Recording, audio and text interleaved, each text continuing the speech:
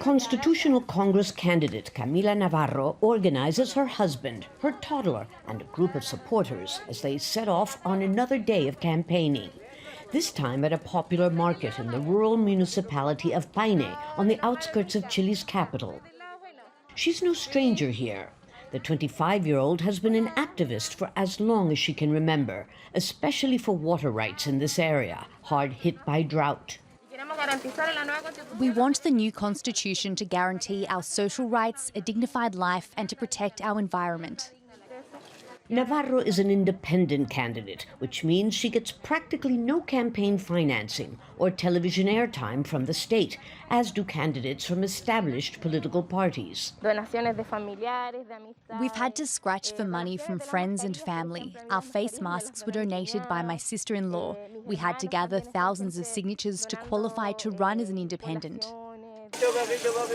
She isn't alone.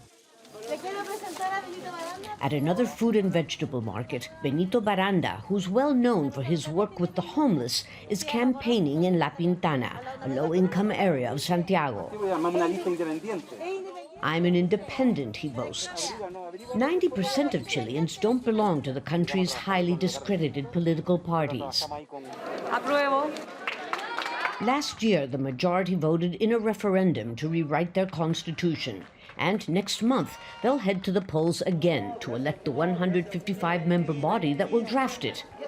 The referendum confirmed that 80% of Chileans didn't want members of Congress to have that privilege. But it's still an uneven playing field for those pushing for citizens' representation. We aren't allowed to form alliances or pacts with the other political forces, which the political parties can do, but the parties who wrote the rules blocked our path. Despite their enormous disadvantages, independents are actually hoping to capitalize on what until now has been an extremely high abstention rate and apathy on the part of voters. This time, their bet is that millions of Chileans will actually come out and vote for anyone that doesn't represent the status quo when it comes to writing their new constitution. Lorenzo Valenzuela is one of them. In all my 52 years, I've never voted, but now I will for an independent who's one of us. Hundreds of independents are running, but Chile's complex electoral system has been designed to favor the country's mainstream political blocs, which have long resisted calls for profound reforms to guarantee basic social rights.